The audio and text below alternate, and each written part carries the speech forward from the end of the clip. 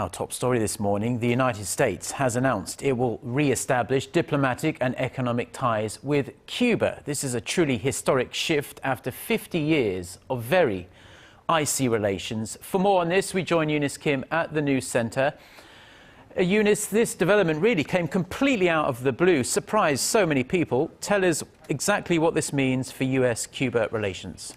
Well, Mark, just like you said, it has been 50 long years, very significant. Cuba is still a communist-ruled island, but relations now expectedly will be very significantly different in the hostilities that has been there since the Cuban Missile Crisis of 1962, and even a little bit before that, that had brought the world to the brink of nuclear war, that crisis. Now, here is that announcement by the President of the United States.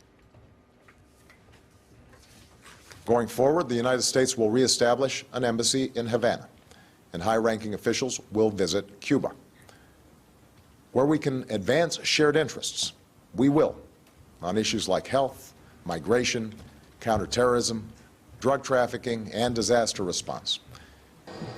Now, a prisoner swap agreement is what sparked this major development. American contractor Alan Gross, you see him coming down there, very recently, within the past couple hours, was released by the Cuban government, marking the start of this landmark deal. He was held by Havana since 2009. Now, President Obama also had his first communication with a Cuban leader on Tuesday in a phone call with Cuban President Raul Castro. President Obama said he would also ask Congress to lift the trade embargo in place since the 1960s on Cuba, which is just 140 kilometers south of Florida. Now, that embargo has cost Cuba some $1.1 trillion over the years, and for the U.S., $1.2 billion every year in lost trade.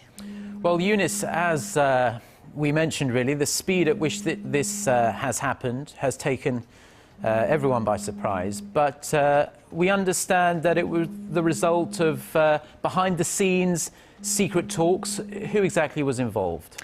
Well, believe it or not, it was Canada and the Vatican. The Pope himself is said to have been very engaged in getting this deal through. There was more than a year of secret talks in Canada and the Vatican.